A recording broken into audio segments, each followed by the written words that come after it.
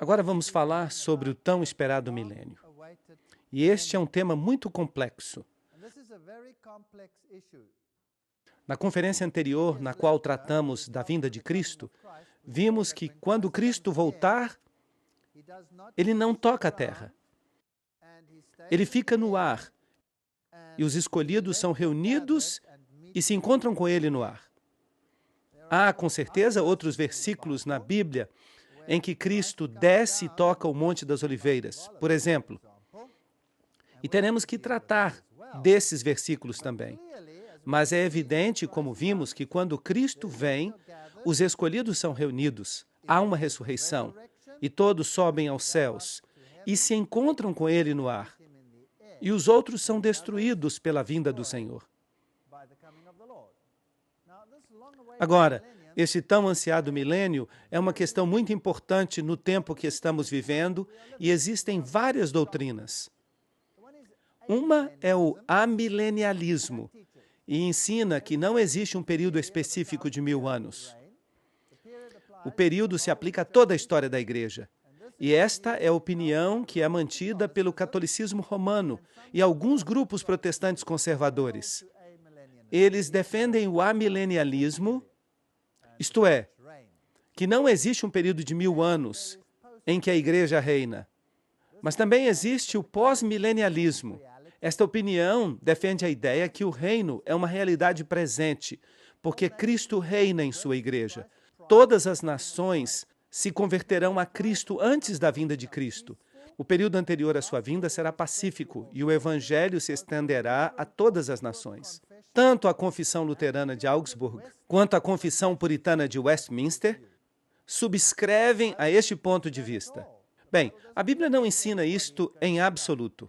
A Bíblia não ensina que todos vão ficar em paz e que o Evangelho se estenderá a todas as nações.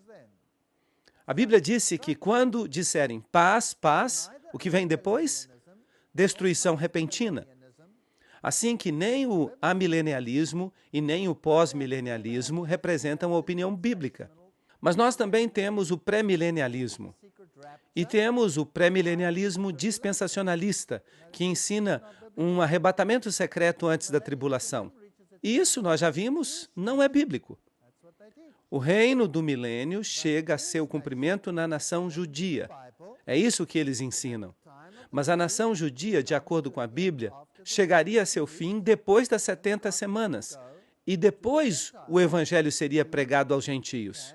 Um judeu pode se converter ao reino hoje em dia ao aceitar Jesus Cristo como seu salvador pessoal. Mas, em vez disso, eles ensinam que a nação judaica, o templo e o sistema de sacrifício serão restaurados na Palestina. Mas se você restaura o sistema de sacrifícios, o que você está fazendo? Você está dizendo que Jesus morreu por nada, porque o sistema de sacrifícios era um símbolo, um protótipo da morte de Cristo. Vão crucificar a Cristo de novo, com um novo sistema de sacrifício. Isso foi eliminado quando Cristo morreu. Esta é a razão pela qual a cortina se rompeu, de alto a baixo, mostrando que Deus terminou com o sistema de sacrifícios. Todas as advertências dadas à igreja em relação ao tempo da tribulação antes da vinda de Cristo agora são aplicáveis somente aos gentios, como, por exemplo, Mateus 24, Lucas 21 e todos os ensinos com relação ao reino. Mas isso não faz sentido. Em vez disso, o reino é a bendita esperança daqueles que estão aguardando o regresso do Senhor. E ainda temos o pré-milenialismo histórico. Os remidos de todas as eras estão na terra durante o milênio. A igreja é Israel de Deus, composta por todos os povos de Deus. O período do milênio constitui os primeiros 1000 anos do reino de Deus na terra. Será que isto é bíblico? Não, porque a Bíblia diz claramente, quando o Senhor voltar, o que vai acontecer com as pessoas? Eles vão morrer. E quantas pessoas viu Jeremias? Não havia nenhum homem, ninguém. De maneira que esses são os principais ensinos no mundo, e nenhum deles é bíblico. Nenhum deles, nenhum. Mas como será o fim do mundo? Quando o primeiro milênio terminou, houve tanta euforia na passagem do século. Isaías 14, 13 a 14 diz, Tu que dizias em teu coração, subirei ao céu, junto às estrelas de Deus levantarei o meu trono, e serei semelhante ao Altíssimo. Satanás quis ser como Deus. E os versículos 12 a 14 dizem: Como caíste do céu, ó Lúcifer, filho da manhã, cortado foste da terra, tu que debilitavas as nações, tu que dizias em teu coração, subirei ao céu, junto às estrelas de Deus levantarei o meu trono, e no monte do testemunho me sentarei, no lado do norte, sobre as alturas das nuvens subirei, e serei semelhante ao Altíssimo. Ali, por 5 vezes se menciona que ele quer ser como Deus, que ele quer se sentar no norte, onde fica o trono de Deus. E isso não é de estranhar, já que Satanás mesmo se disfarça de anjo de luz. Pratiquem o domínio próprio e fiquem alerta. Seu inimigo, o diabo, ronda como um leão rugindo, buscando a quem devorar. 1 Pedro 5:8. Portanto, alegrai-vos céus e vós que neles habitais. Ai dos moradores da terra e do mar, porque o diabo desceu a vós com grande ira, sabendo que pouco tempo lhe resta. Assim que, onde está o diabo? Aqui. E suas nações? Aqui embaixo. Ele está no controle aqui embaixo. Mas Deus tem a última palavra. Ainda assim, permite que ele faça a sua experiência com o pecado. E o dragão lhe deu o seu poder e o seu trono, e grande autoridade, Apocalipse 13:2. Assim que o dragão está utilizando um sistema, e nós identificamos este sistema como o catolicismo romano, para trabalhar por meio dele. O Papa tem poder para mudar os tempos, para cancelar as leis, para dispensar todas as coisas, inclusive os preceitos de Cristo. É ele que altera a lei de Deus, que tem sua própria marca de autoridade, que é o sábado. E a Igreja e o Estado trabalham juntos para impor sistemas papais, que de fato são os sistemas do dragão. Portanto, Jesus Cristo é substituído por um sistema nesta terra, e a Bíblia diz que o protestantismo criará uma imagem da besta e também, eventualmente, fará que a Igreja e o Estado façam exatamente a mesma coisa através de sua santa aliança. Assim que a todos, pequenos e grandes, ricos e pobres, livres e escravos, lhes será posta uma marca na mão direita ou na fronte, e ninguém poderá comprar nem vender, senão aquele que tiver a marca ou o nome da besta ou o número do seu nome. Nós já falamos sobre este assunto, e assim vai ocorrer. Ezequiel 20, 12 e 20. E observem os meus sábados como dias que me são consagrados, como sinal entre vocês e eu, para que reconheçam que eu sou o Senhor seu Deus. Ouçam-me, os que conhecem a justiça, povo em cujo coração está a minha lei. Não temam afronta de homem, não desmaiem por seus ultrajes. Nada mudou. O que ocorreu antes, ocorrerá também no fim. Porque qualquer um que guardar toda a lei, mas tropeçar em um ponto, se torna culpado de todos. Ou estamos completamente com Deus, ou não estamos com Ele. Porque aquele que disse, não cometerás adultério, também disse, não matarás. Agora, se não cometes adultério, mas matas, tu te fazes transgressor da lei. Assim falai e assim procedei, como aqueles que hão de ser julgados pela lei da liberdade. Assim que a suma de tudo o que ouvistes é, temei a Deus e guardai os seus mandamentos, porque este é o dever de todo homem. Porque Deus trará toda obra a juízo, juntamente com toda coisa encoberta, seja boa ou má. Só um pequeno resumo para que fiquemos atualizados. Porquanto estabeleceu um dia no qual julgará o mundo com justiça, pelo varão a quem designou. Esse é Jesus, comprovando isto para todos, dando fé a todos com o fato de que ressuscitou dos mortos. Não há nenhuma dúvida acerca de quem está falando aqui. E eu disse no meu coração, ao justo e ao ímpio julgará Deus, porque há um tempo para tudo o que se quer e para tudo o que se faz. Haverá um juízo para os justos e os ímpios. Agora, quando começa este juízo? O juízo começa com o povo de Deus, porque é o tempo em que começa o juízo pela casa de Deus. E se começa primeiro conosco, qual será o fim daqueles que não obedecem o Evangelho de Deus? 1 Pedro 4:17. E aquele que teve muita luz terá que prestar contas. Terá que prestar contas.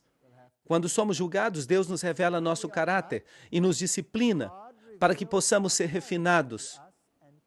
As pessoas têm essa ideia de que, quando se convertem ao cristianismo, não estão mais sob o juízo. Pensam que o juízo é uma coisa negativa, mas Deus não trabalha assim. Quando uma pessoa vem a Cristo, ela continua sob o juízo, pois o juízo pode ser algo bom para o cristão. Mas, sendo julgados, somos castigados pelo Senhor. Mas se está em Cristo, Ele começa a discipliná-lo, para que não sejamos condenados com o mundo. 1 Coríntios 11:32. Isso não é uma coisa boa?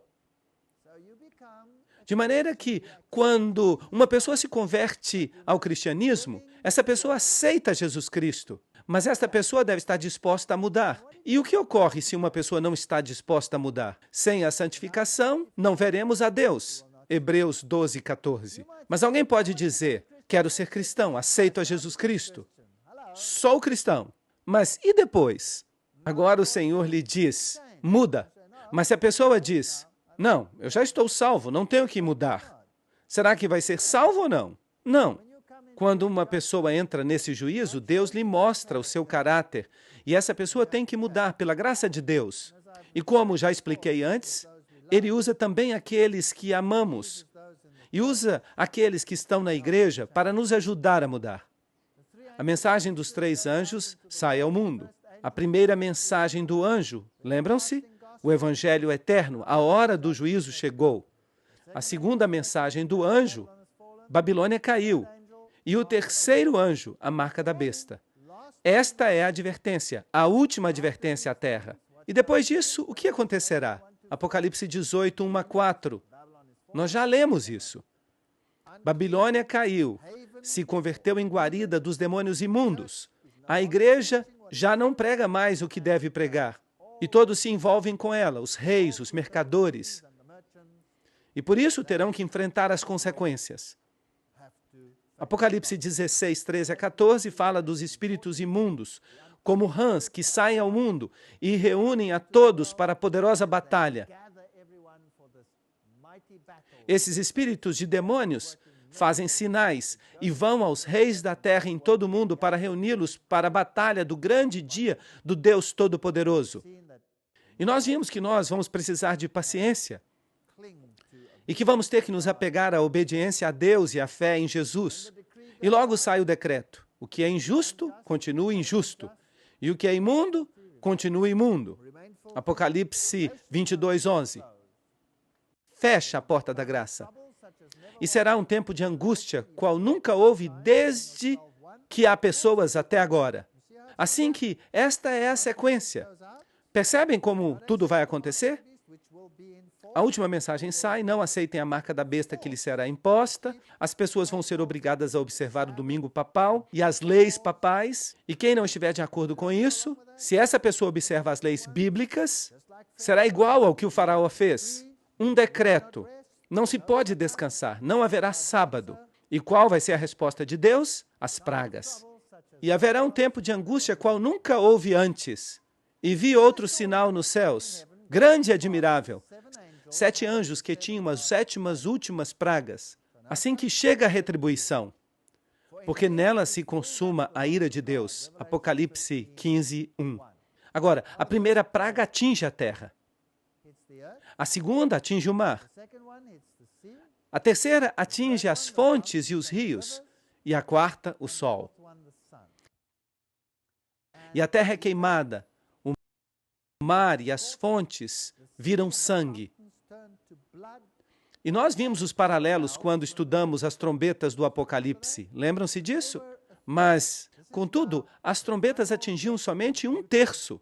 Mas esta agora é a retribuição final, uma série de pragas que atingirá a terra e que vai manter esses adversários de Deus muito ocupados e com um grande problema. A 5ª praga atinge o trono da besta. O próprio catolicismo vai vir abaixo com a condenação de uma praga. A 6ª praga atinge o Eufrates. O Eufrates era o rio que alimentava a Babilônia. Agora, se em profecia as águas são povos e nações e multidões, as multidões que alimentavam Babilônia secarão. Babilônia vai ser exposta. E logo vem um terremoto e Saraiva é derramada no ar.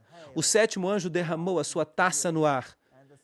E saiu uma grande voz do templo, do céu, do trono, dizendo: está feito. Apocalipse 16, 17.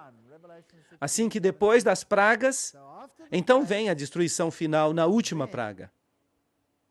Mas durante essas pragas, não te sobrevirá mal, nem praga tocará a tua morada. Salmo 91, 10. E diz Isaías, no capítulo 26, 20 a 21. Anda, povo meu, entra em teus aposentos, fecha as tuas portas, esconde-te por um pouco, por um momento, até que passe a indignação. Portanto, Deus fará possível que seu povo tenha um escape dessas coisas terríveis.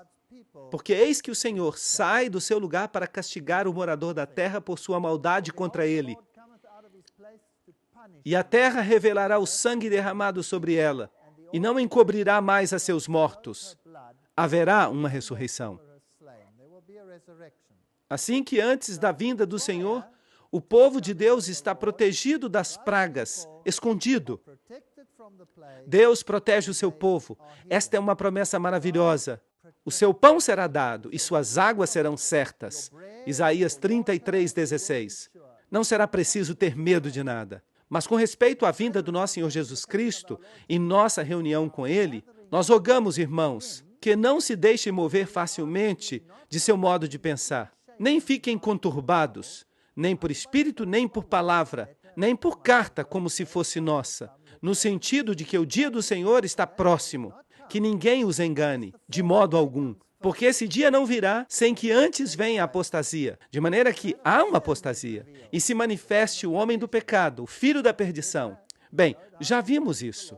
Mostramos como se dará a alteração das leis e todas essas coisas, o qual se opõe e se levanta contra tudo o que se chama Deus, ou é objeto de culto, tanto que se senta no templo de Deus como se fosse Deus, fazendo-se passar por Deus. E nós já vimos como isso vai acontecer. E vocês sabem o que o detém. Já falamos sobre isto, a fim de que se manifeste em seu devido tempo, porque já opera o mistério da iniquidade. Já estava operando nos dias de Paulo. De maneira que, será que o anticristo virá no futuro? Ou já estava operando no passado? Já estava operando no passado. Contudo, há alguém que o detém no presente. E mostramos que era o Império Romano, até que ele, por sua vez, seja tirado do meio. E então se manifestará o iníquo. E o que vai acontecer com ele? A quem o Senhor matará com o espírito de sua boca e destruirá com o resplendor de sua vinda. De maneira que este anticristo, obviamente, se levantou naquela época, reinou e eventualmente será destruído. Quando? Quando Cristo voltar. E esse iníquo, cuja vinda é por obra de Satanás, com grande poder e sinais e prodígios mentirosos, e com todo engano de iniquidade para os que se perdem, porquanto não receberam o amor da verdade para ser salvos. A eles, Deus deu uma oportunidade para encontrar a verdade? Sim ou não? Várias vezes, a reforma, a pregação nos últimos dias. Vocês se lembram que nós estudamos estes textos? O que o detém, a fim de que se manifeste no seu devido tempo. Que obstáculo existe senão o Estado romano? Nós já falamos em detalhes sobre isso numa conferência. Roma o detinha, e depois virá o anticristo. E o que isso faz com a doutrina do futurismo? Isso a destrói. E o que isso faz com a doutrina do preterismo, que alega que o anticristo saiu da Grécia? Isso a destrói. Por quê? Porque Paulo claramente diz que isto ainda havia de passar. Se Paulo tivesse sabido que Antíoco Epifânio era o anticristo, então ele teria dito, não se preocupem com isto, porque já passou. Mas ele nunca disse isto. Ele diz que o anticristo vai vir ainda. Assim que o preterismo não é uma opção, é uma mentira. E o futurismo tampouco é uma opção, porque o anticristo já havia se levantado então. E cresce e será destruído no final, quando Cristo voltar. Para que isto está claro para todos? Nenhuma dessas interpretações proféticas é uma opção. E João Crisóstomo disse a mesma coisa, lembram-se? Quando o Império Romano seja tirado do meio, então o anticristo virá. Irineu, Jerônimo, enquanto os Césares mantiverem o poder espiritual, é impossível que o anticristo previsto se levante. Quando os Césares caírem, então se levantará. E assim vemos que o que o mundo ensina não é bíblico. Digam àqueles que têm o coração temeroso, sejam fortes, não tenham medo. O seu Deus voltará, voltará com vingança, com retribuição divina virá para salvá-los. Isaías 35:4. Agora pensem nisto. Se Jerusalém vai ser reconstruída aqui na terra, e se supõe que os gentios vão restaurar tudo, por que então não se diz que o seu Deus virá com recompensa e restaurar a ti como a nação que governa? Não. Ele vai voltar para salvar aqueles que são seus, e o resto todo vai ser destruído. Porque eu, o Senhor, sou o teu Deus, que te sustém com a mão direita e te diz, não temas, eu te ajudo. Assim que a vinda do Senhor é para recolher a colheita de almas. O tema central do Apocalipse, eis que vem com as nuvens e todo olho verá, se refere à volta de Cristo. E vimos que será uma vinda visível. Porque assim como o relâmpago que sai do Oriente e vai até o Ocidente, assim será a vinda do Filho do Homem, Mateus 24:27. Porque o Filho do Homem há de vir na glória do seu Pai com os seus anjos, e então recompensará cada pessoa segundo o que haja feito, Mateus 16:27. E não vos maravilheis disso, porque virá a hora quando todos os que estão nos sepulcros ouvirão a sua voz. E os que fizeram o bem sairão para a ressurreição da vida, mas os que fizeram o mal para a ressurreição da condenação. João 5:28-29. Duas ressurreições separadas por 1000 anos. Estamos fazendo um rápido resumo aqui. Há uma ressurreição da vida e uma ressurreição da condenação. Este é o ensino bíblico. A ressurreição da vida, vamos recapitular. Porque o Senhor mesmo, com sua voz de comando, com a voz de arcanjo e com a trombeta de Deus, descerá do céu e os mortos em Cristo ressuscitarão primeiro. 1 Tessalonicenses 4:16. Esta é a primeira ressurreição. Aguardando a bendita esperança e a manifestação gloriosa de nosso grande Deus e Salvador Jesus Cristo. Tito 2:13. Ele nos salva. Os olhos dos cegos serão abertos, os ouvidos dos surdos se abrirão. Há uma transformação total. Então o coxo saltará como servo e cantará a língua do mudo. Porque o Senhor mesmo, com voz de comando, com voz de arcanjo e com trombeta de Deus, descerá dos céus, e os mortos em Cristo ressuscitarão primeiro.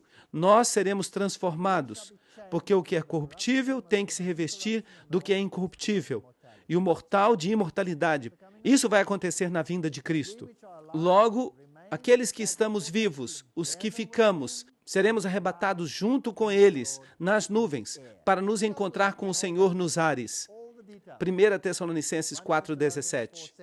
E já falamos disso em toda uma conferência, com detalhes, mas não tínhamos respondido a todas as perguntas. Agora vamos respondê-las. O que mais tem que ocorrer? De maneira que na segunda vinda, a segunda vinda de Cristo, em sua vinda de glória, os justos vão para o céu. É isto que diz a Bíblia? Lembram-se do que ocorre com os ímpios?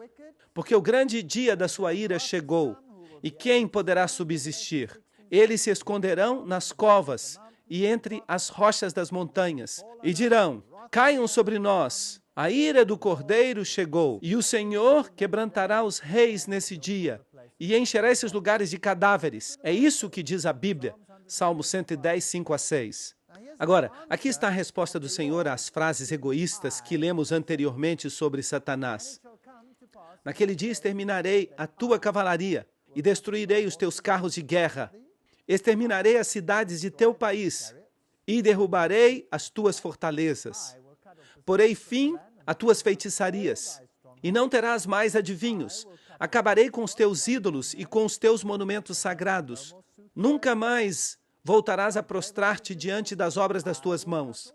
Arrancarei as tuas imagens de Aserá e reduzirei a escombros as tuas cidades. Com ira e com furor, eu me vingarei das nações que não me obedeceram. Miqueias 5:10-15. Na tradução inglesa, a palavra eu é mencionada 8 vezes. 8 é o número de Cristo. E isso é incrível.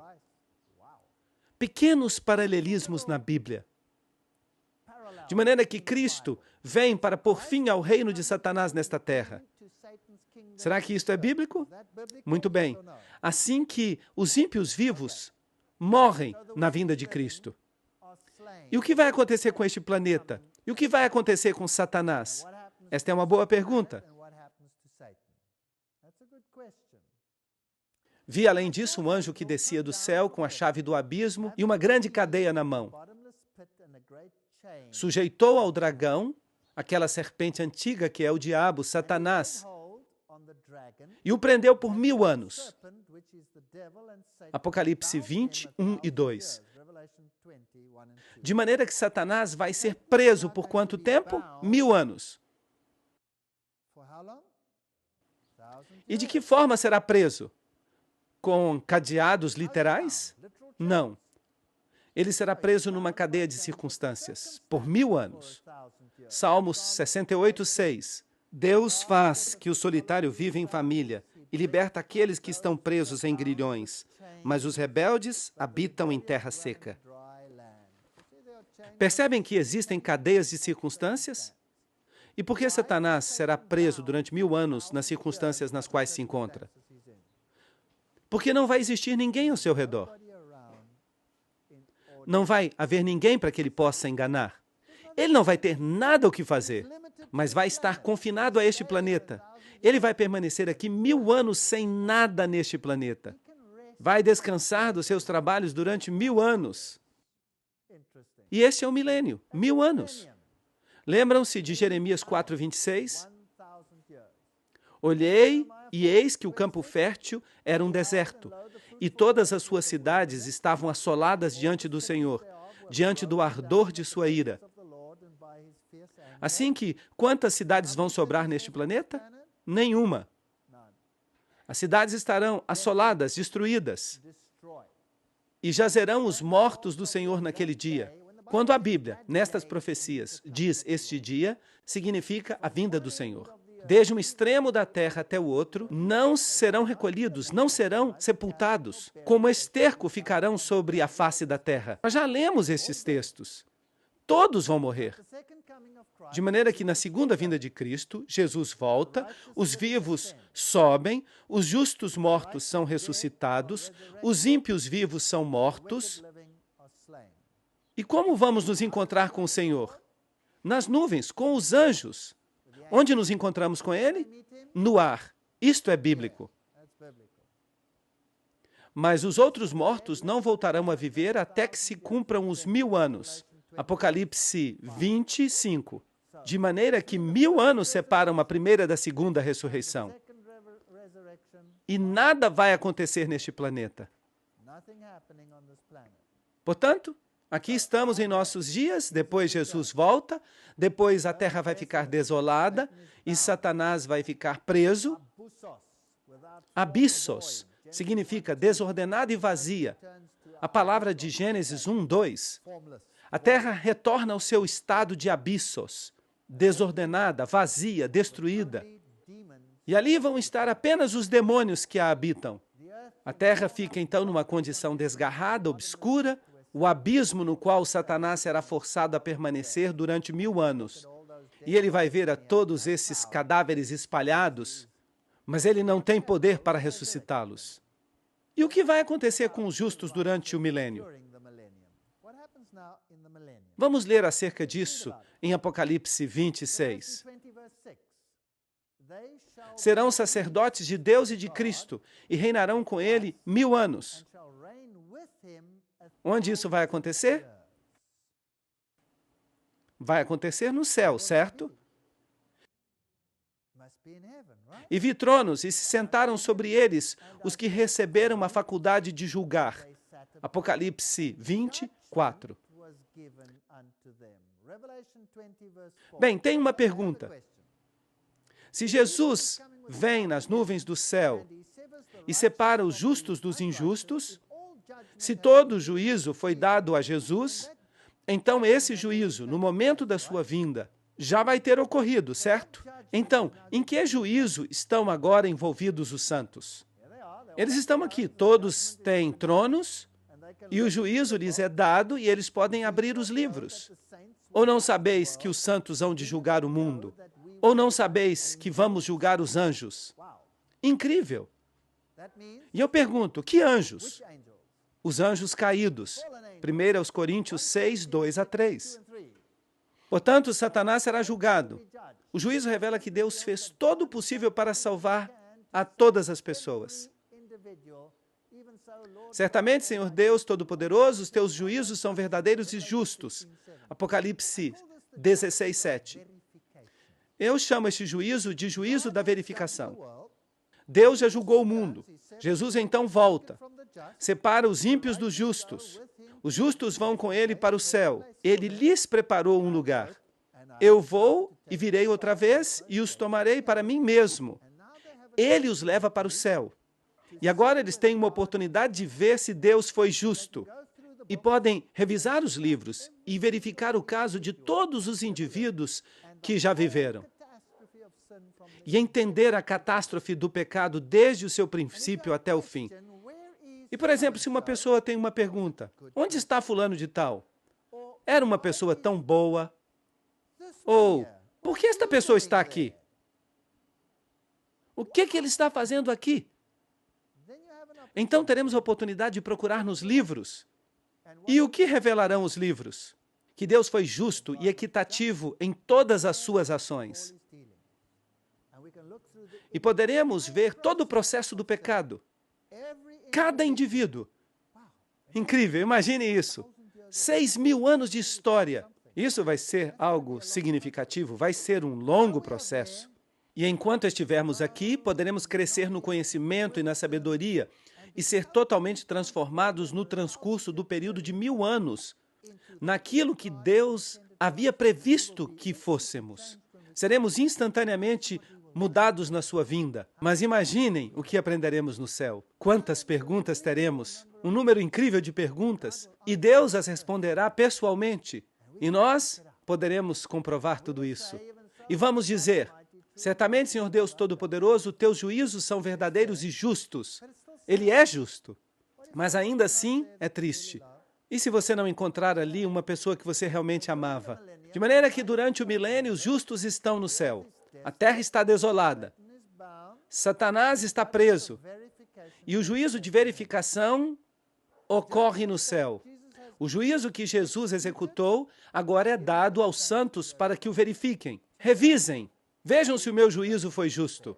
Isto é uma coisa muito amorosa. Eu gosto disso. Agora, lembram-se que a Bíblia fala de 4 vindas de Cristo? Como o bebê, nós já falamos sobre ela. Até o ancião de dias, essa foi a vinda celestial. Depois, em glória, esta é a sua segunda vinda, quando vai acontecer a ressurreição dos justos. E logo, sua última vinda será para restaurar a terra e estabelecer o reino. Ainda não há um reino aqui na terra. Os remidos estão lá em cima, nos céus, e estão reinando. Mas os outros mortos não voltarão a viver até que se cumpram os 1.000 anos. Apocalipse 25. Quem é o único que é a ressurreição e vida? Cristo.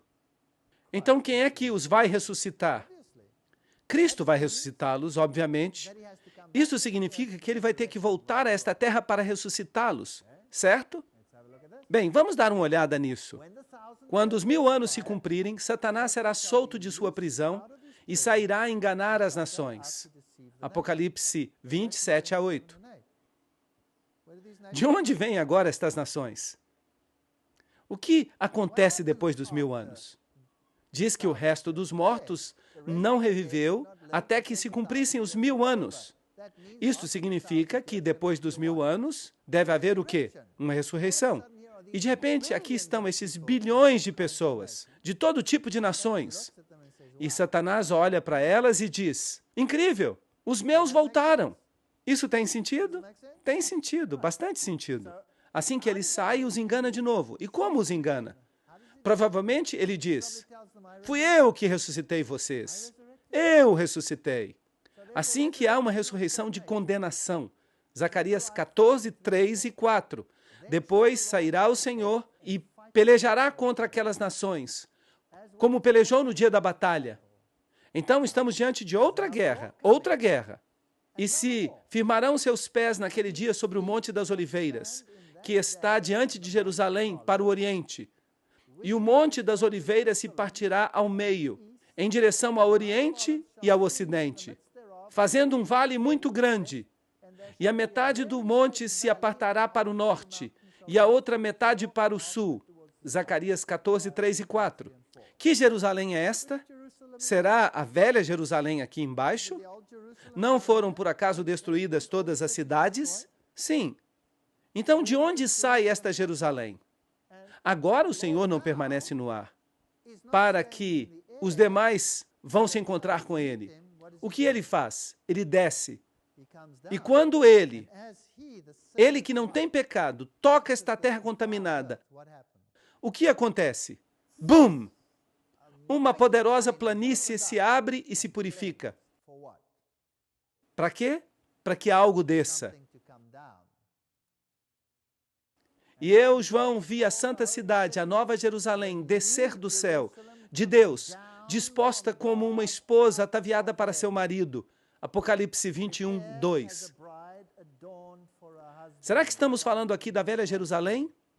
Ou da nova Jerusalém? De onde ela vem? Esta é a maior nave espacial que já veio à Terra. Toda uma cidade enorme. Não é possível sequer imaginá-la. Incrível. Uma cidade enorme. E Deus vem e desce até a terra. E o Monte das Oliveiras se fende ao meio, formando um vale. E logo a cidade desce. E quem está na cidade? O povo de Deus, o povo de Deus. Onde eles haviam estado nos últimos 1000 anos? No céu. Agora, de novo, temos dois grupos na terra. A nova Jerusalém desce até a terra. A minha esperança não está numa velha Jerusalém aqui na terra. A minha esperança está numa nova Jerusalém que desce dos céus, que Deus mesmo construiu. Vou, pois, preparar-vos lugar. Virei outra vez e os tomarei para mim mesmo, para que onde eu estou estejais vós também. João 14, 2 e 3. Não é isso que está escrito? De maneira que quem construiu a nova Jerusalém? Deus construiu a nova Jerusalém. Jesus a construiu. E na nova Jerusalém todo mundo tem um lugar.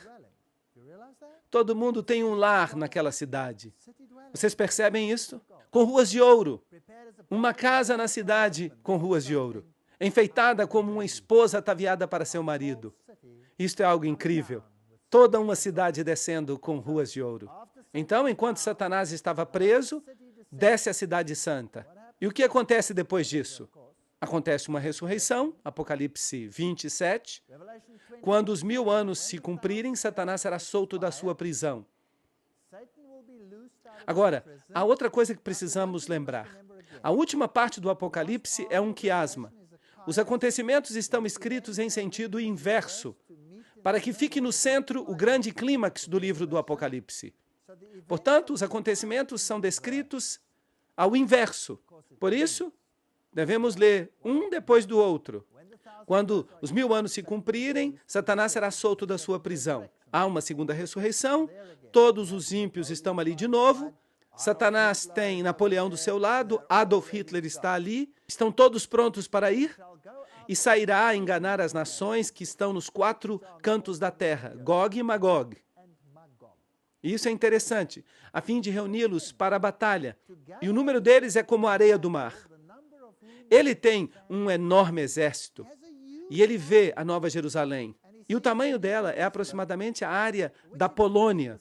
De fato, quando eu apresentei estas conferências na Polônia, muitas pessoas me disseram, a Polônia vai ser o lugar, já que é exatamente do tamanho da Nova Jerusalém. É claro, essa cidade é tão alta quanto larga. Como será então exatamente a cidade? Eu não sei exatamente. Talvez possamos imaginar uma cidade que tenha a mesma altura e largura. Pode ser o formato de um cubo. Que outro formato pode ser? Uma pirâmide, talvez. Eu não sei exatamente como vai ser. Eu ainda não vi a Nova Jerusalém, mas eu tenho muita vontade de vê-la. Mas eu sei que Satanás ama as pirâmides. E Satanás é um copiador. Por isso eu acho que a Nova Jerusalém vai ser uma pirâmide. É só um palpite. Não é doutrina, é só um palpite. Eu não sei como vai ser. E eu vou ficar muito emocionado quando eu vê-la. Gog e Magog. Há um capítulo inteiro no livro de Ezequiel acerca de Gog e Magog. Trata-se de uma tipologia sobre a destruição de Satanás e sua hoste. É isso que é, a fim de reuni-los para a batalha. E o seu número é como a areia do mar. E subiram a largura da terra e rodearam o acampamento dos santos e a cidade amada. Que cidade? A Nova Jerusalém, com os santos lá dentro. E do lado de fora da cidade, em uma terra que ainda está contaminada, porque o que vai purificá-la é a vinda de Jesus ao tocá-la. Há uma grande planície sobre a qual está a cidade, assim que eles se acampam ao redor da cidade amada. Mas Deus faz descer fogo do céu e os consome. Eles vão ser destruídos. Essa é a batalha chamada Gog e Magog. E o diabo que os enganava foi lançado no lago de fogo e enxofre. De maneira que, finalmente, qual é a parte que faltava de Babilônia para obter a sua recompensa? O dragão, a hoste demoníaca. Eles são lançados onde estava a besta e o falso profeta. Mas a palavra estavam se encontra em itálicos na Bíblia em inglês. Isso significa que ela não está no original. Muito interessante. Onde estavam a besta e o falso profeta. Isso nos diz que foram lançados antes. Eles foram destruídos. Mas agora eles estão todos ali, porque fizeram parte da segunda ressurreição. Mas vão ser todos destruídos e serão atormentados de dia e de noite pelos séculos dos séculos. Mas será que vamos ter um inferno que queima pelos séculos dos séculos? Vamos ter que estudar esse assunto. Jesus volta e há uma colheita. Apocalipse 20, 11. E vi um grande trono branco, e o que estava sentado nele, diante do qual fugiram a terra e o céu, e nenhum lugar se encontrou para eles. De maneira que quando este trono se levanta, coisas grandiosas sucedem. E eu vi os mortos. Agora, lembrem-se, nós estamos lendo os acontecimentos ao inverso, devido à estrutura do quiasma. Assim que, de fato, quando lemos a história do Apocalipse, há uma guerra. A santa cidade é rodeada e logo há uma ressurreição. Vocês se lembram que eu disse que vocês deviam ler ao inverso? A estrutura do quiasma, em realidade, nos diz que temos que ler assim. Uma ressurreição, as pessoas rodeiam uma cidade, depois há um juízo e uma destruição. Assim que eu vi os mortos, grandes e pequenos, de pé, diante de Deus, e os livros foram abertos, e outro livro foi aberto, que é o livro da vida, e foram julgados os mortos pelas coisas que estavam escritas nos livros, segundo as suas obras. E assim cada um fica confrontado exatamente com a razão por que não foi para o céu. E o mar entregou os mortos que havia nele, e a morte e o Hades. Aqui a palavra Hades se lê como inferno, em outras versões. Mas em realidade Hades significa a tumba, como vimos na conferência sobre a morte. E a morte e o Hades entregaram os mortos que estavam neles, e foram julgados, cada um segundo as suas obras. E a morte e o inferno foram lançados no lago de fogo. Ah, temos uma pista. O lago de fogo é a segunda morte. E o que sucedeu na primeira morte? Morreram. O que acontecerá na segunda morte? Vão morrer. E o que não se achou inscrito no livro da vida foi lançado no lago de fogo. Vamos dar uma olhada neste juízo, Isaías 45, 22 a 24.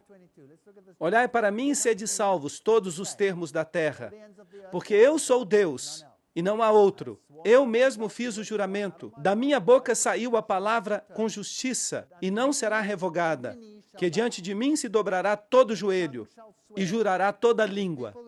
Assim que estas pessoas que se opõem a Deus, o que elas terão de fazer? Terão de confessar que Ele é o Rei e que elas estavam equivocadas. Todo mundo terá que fazer isso. E jurará toda língua. E se dirá de mim, certamente no Senhor estão a justiça e a força. A Ele virão.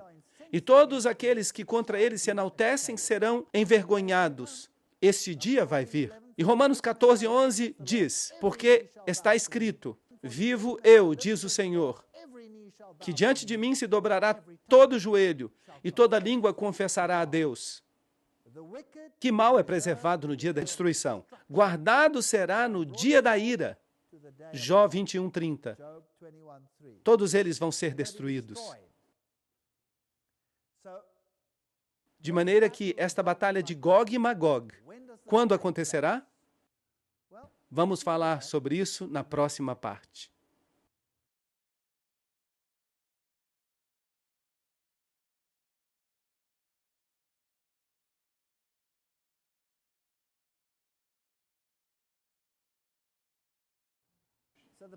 Portanto, a batalha de Gog e Magog é uma batalha completamente diferente da batalha do Armagedon. Há duas batalhas. Quando vai ocorrer o Armagedon? Na segunda vinda de Cristo. Gog e Magog ocorre, depois do milênio.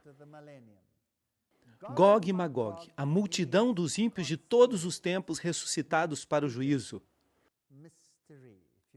E subiram sobre a largura da terra e rodearam o acampamento dos santos e a cidade amada.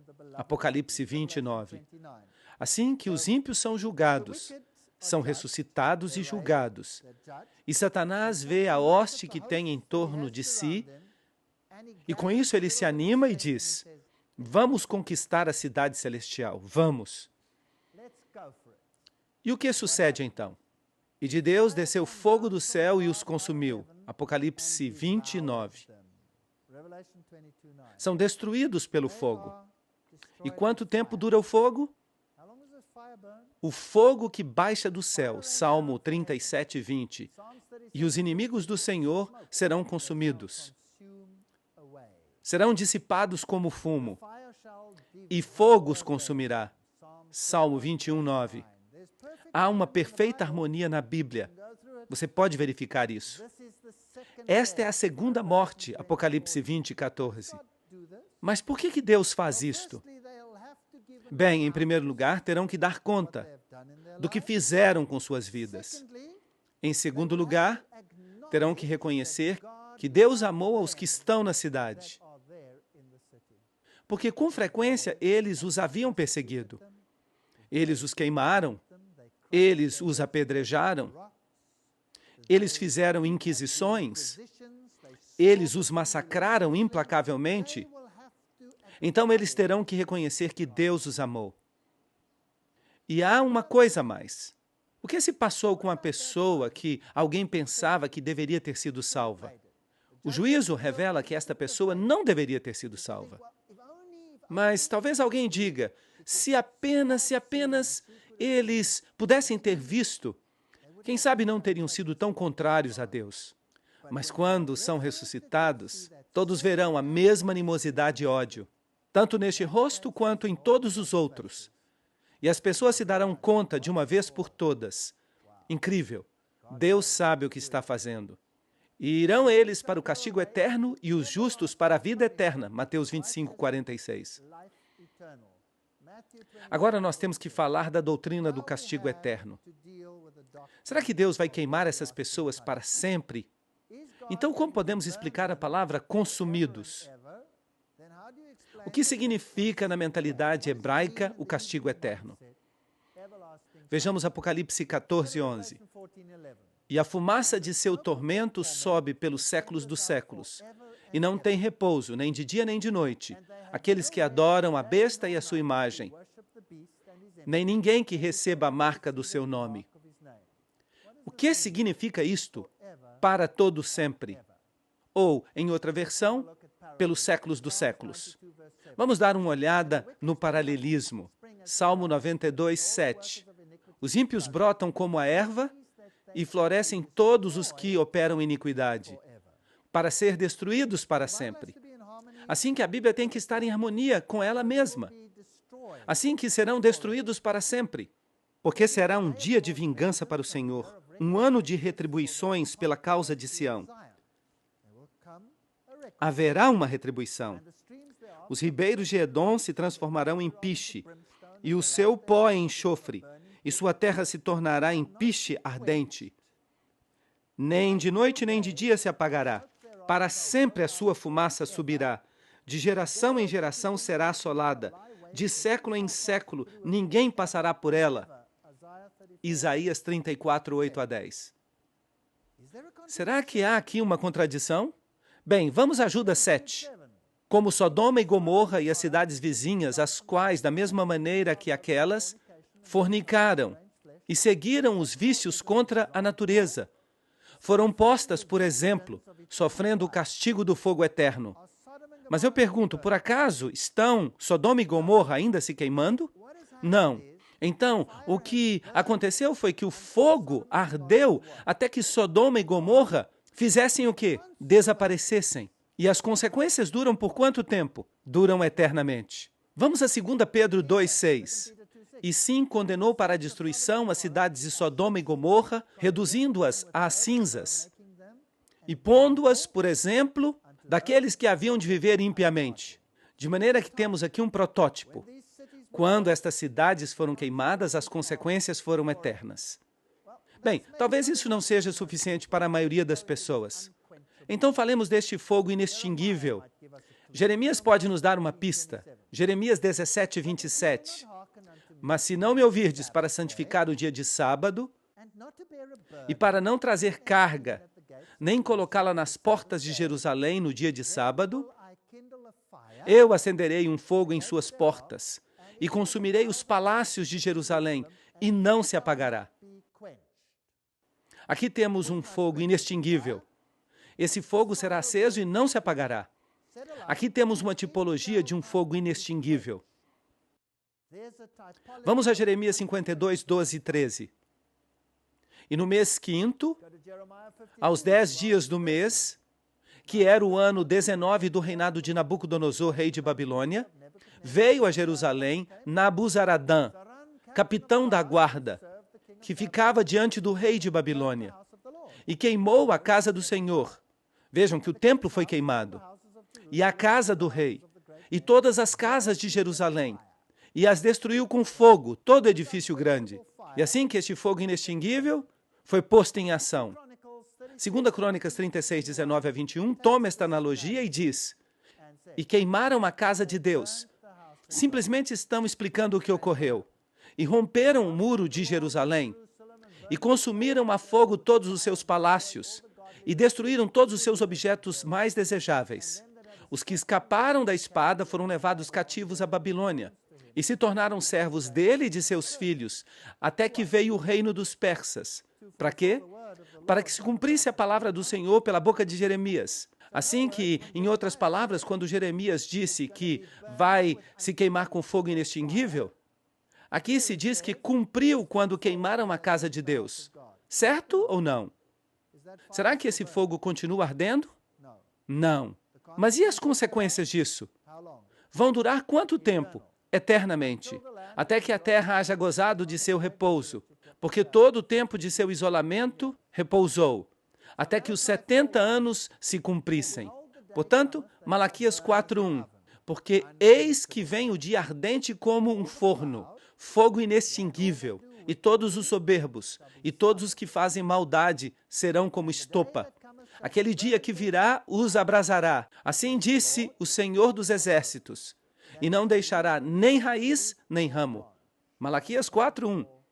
Pisareis os ímpios, porque se farão cinza debaixo das plantas de vossos pés, naquele dia que prepararei, diz o Senhor dos Exércitos. Será então que existe um inferno eterno neste planeta? Sim ou não? Não. Será que isso estaria de acordo com o caráter de Deus? Não. Então, imagine isto. Quando eu era católico romano, e me disseram que minha mãe ia se queimar no inferno para sempre, porque ela não era católica, isso apagou qualquer simpatia que eu tinha para com Deus. E agora eu vejo que haverá um fogo, sim, inextinguível, até que haja completado o quê? A sua queima. Mas as consequências serão por quanto tempo? Para todo sempre. E serão como cinzas debaixo dos teus pés. E haverá lágrimas, sim. Eu não creio que as lágrimas terminem até que tudo seja restaurado. O Senhor sabe livrar da tentação aos piedosos e reservar os injustos para ser castigados no dia do juízo. 2 Pedro 2:9. Será que eu seria feliz se, digamos, minha mãe não fosse salva?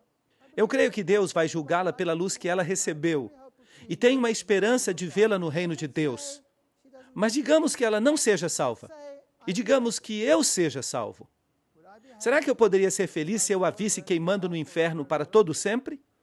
E será que Deus seria justo queimando alguém por todo sempre? Só porque uma pessoa teve uma vida de 80 anos de apostasia? Sim ou não? Não, essa é uma doutrina horrível. Seria uma vergonha para o caráter de Deus. É uma doutrina católica, é uma doutrina pagã, não é uma doutrina bíblica.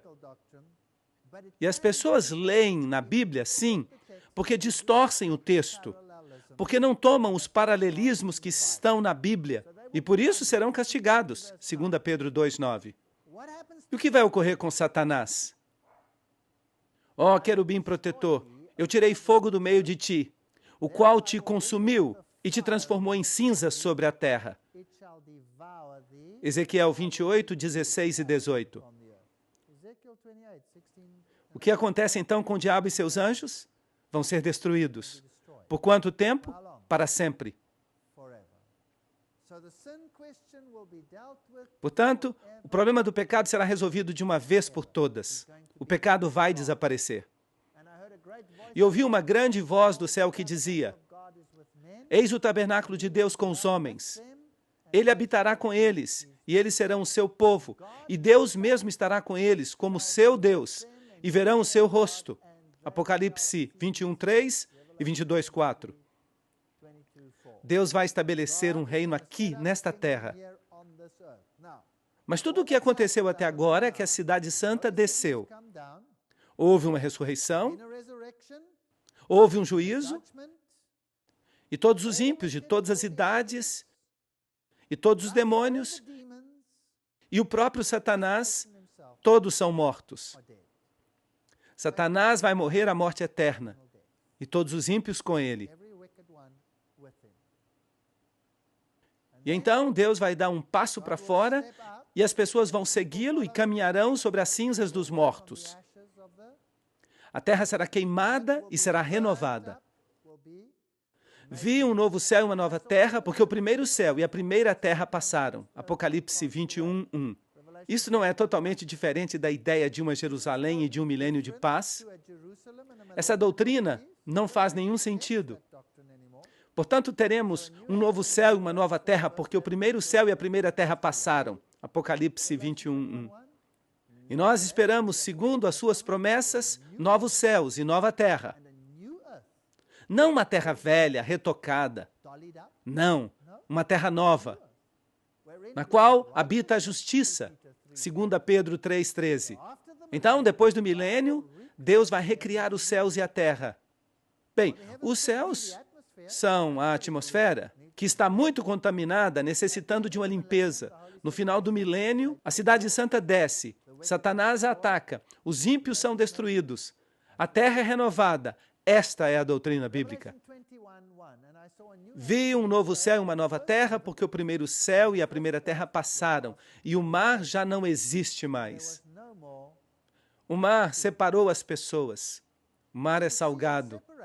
E há uma grande quantidade de geologia nisso, sobre a qual eu não vou falar agora.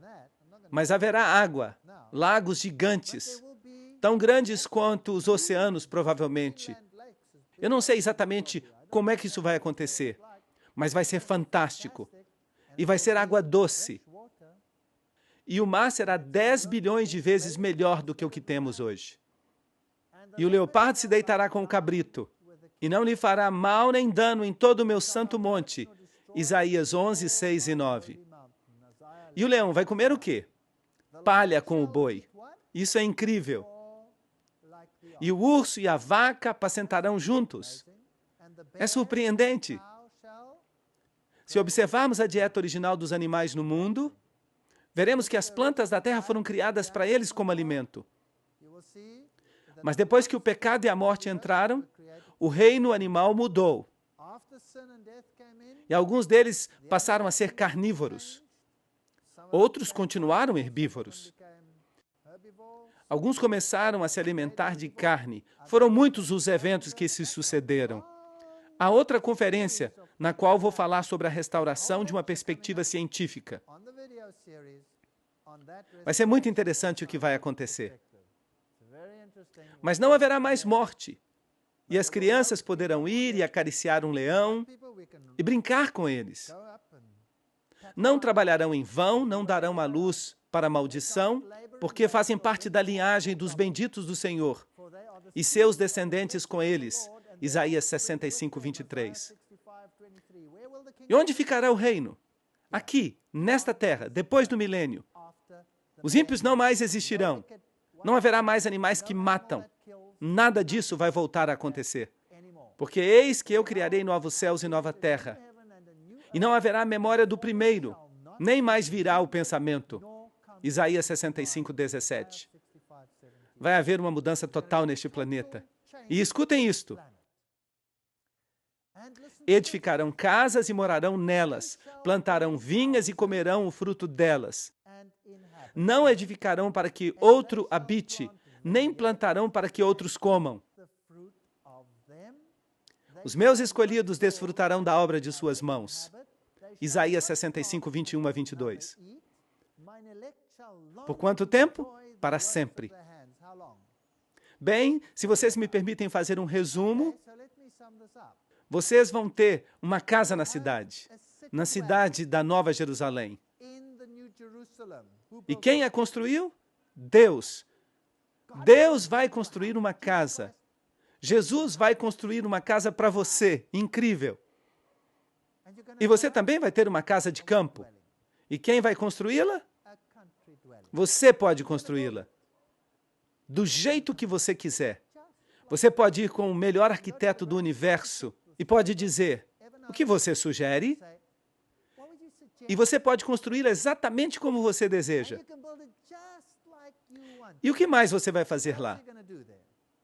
O que você vai plantar? Você vai plantar árvores frutíferas. E o que você vai fazer? Você vai comer dos frutos. Bem, eu mudei muito de casa nos últimos anos. E em toda casa que eu moro, eu planto estas árvores frutíferas. Bum! E logo, antes que eu possa comer os frutos, o que acontece? Eu mudo de casa. E eu detesto fazer mudança. E quando eu passo diante dessas casas onde eu costumava viver, e eu vejo estas árvores lindas, eu fico triste porque eu não posso nem pegar um desses frutos sem ser ladrão. Não é verdade? Que situação patética.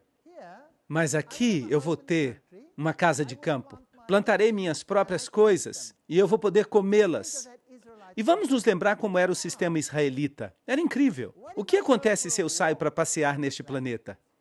Se eu estou passando pela sua casa ou pela sua terra, sua propriedade, será que eu vou poder comer? Claro que sim. Qual era a lei bíblica? Qual era a tipologia da lei naquele velho planeta? Quando passava pela terra de outra pessoa, podia comer o que quisesse. Mas o que não podia fazer? Não podia fazer uma colheita, é claro. Haverá cercas na nova terra? Não, sem cercas.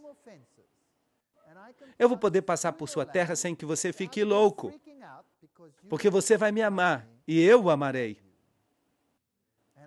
E eu posso ver uma fruta ali e posso decidir qual delas eu quero. Esta aqui está absolutamente perfeita e aquela também está absolutamente perfeita, de modo que qual dessas frutas absolutamente perfeitas eu quero comer? E eu pegaria uma fruta e a comeria. E nós vamos conviver com todos esses animais. Animais que antes nem sequer conhecíamos, pois tantos animais ficaram extintos. Imaginam isto? E vamos dar um passeio e entrar na selva, e vamos ver todas essas criaturas, vamos subir nos elefantes, que são enormes, e talvez haja ainda animais maiores. E vamos viajar e vamos ver todas estas coisas. E se eu tenho uma reunião na Nova Jerusalém, com que rapidez eu posso chegar lá?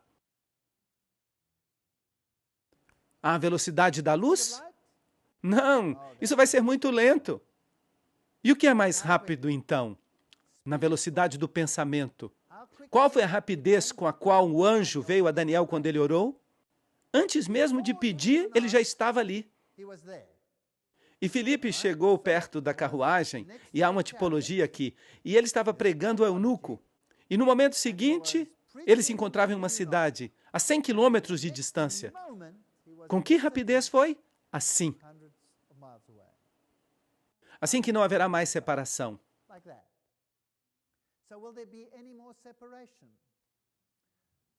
E você vai falar com a sua família, eu vou até Andrômeda hoje, que se encontra a trilhões de quilômetros de distância. Bem, então você tem um bom dia. E logo depois vem a pergunta, você vai voltar para o almoço? E você pergunta, você gostaria que eu voltasse para o almoço? Claro! Bum! Oi, eu voltei para o almoço. Isto é fantástico. Já não haverá mais limites de velocidade. Nunca mais. Eu vou comer o fruto que eu mesmo plantei. Vou plantar minhas vinhas. Cada um de nós teremos um lugar no campo. E vocês sabiam que se nós tomássemos toda a população do mundo hoje em dia, vocês sabiam que todos caberiam na parte norte do estado da Flórida? Não sabiam? Toda a população mundial de hoje caberia nessa pequena região. De maneira que, em realidade, não estamos superpovoados. O que acontece é que a Terra está em um total desastre. Mas imagine se toda a Terra for restaurada. Será que teríamos todos espaço suficiente? Ainda que fizemos um cálculo desde o princípio, desde todas as épocas, haverá espaço suficiente. E a Nova Jerusalém, a propósito, se calcularmos a quantidade de espaço nela, haverá espaço suficiente para caber a todos os que viveram. Assim que, em realidade, Deus não quer que ninguém se perca. Ele não vai fazer uma Nova Jerusalém pequena, pensando somente naqueles que vão estar ali. A Nova Jerusalém será suficientemente grande para todos os que viveram. Infelizmente, os anjos vão acabar tendo que ocupar um pouco desse espaço. É muito triste, porque isso depende da nossa escolha. Mas esse novo mundo será algo especial. Não há morte, não há dor, nada. Será fantástico. Não se afligirão, não farão mal em todo o meu santo monte, disse o Senhor, Isaías 65, 25. Sabem outra coisa? A Bíblia diz que os redimidos são os que seguem o Cordeiro onde quer que ele vá. Não diz isso? Bem, será que Deus está preso ao chão ou será que ele se move? Ele se move. Ele tem um vasto universo. E qual é o tamanho que vocês imaginam que o universo tem? Ele tem trilhões de mundos, tudo sob o controle de Deus. Mundos que não caíram. E como rei do universo, para onde ele vai? A todas as partes. E quem vai poder ir com ele? Nós. Nós representamos o Altíssimo e vamos contar para todo mundo, todos os seres que foram criados, o que Cristo fez por nós. Vamos contar de seu caráter formoso, dizendo-lhes sobre todas as coisas maravilhosas que Jesus fez em nossas vidas. Vamos falar sobre como era ser pecador e estar perdido e ser redimido. E o pecado nunca mais vai existir novamente, garantido. E os redimidos se tornarão uma fortaleza contra o pecado, por todo sempre. Não haverá lágrimas nem destruição, nunca mais no reino de Deus, nunca mais. E eu lhes digo que virão muitos do Oriente e do Ocidente e se sentarão no reino dos céus. Mateus 8:11. Esta é uma doutrina linda. E será que de mês em mês e de sábado a sábado virá toda a carne a adorar diante de mim, diz o Senhor. Isaías 66, 23. Eu pensei que os festivais da Lua Nova haviam terminado. Eles não eram parte da lei cerimonial? Por que vamos nos reunir a cada Lua Nova? Será que há um novo festival da Lua Nova? E em que outro dia nós nos reuniremos? A cada sábado. De maneira que uma vez por semana vamos à Cidade Santa. E não ficaremos sem hospedagem ali, porque cada um de nós terá sua própria casa. Vamos adorar o Senhor. Agora, o que ocorre no festival mensal? Eu não tenho certeza sobre o que vai acontecer no festival mensal, mas eu posso adivinhar. Está escrito que há uma árvore da vida na cidade santa. E qual é a frequência de seus frutos? Uma vez por mês. Uma vez por mês. E tem quantos tipos diferentes de fruto? 12. De maneira que até poderemos escolher.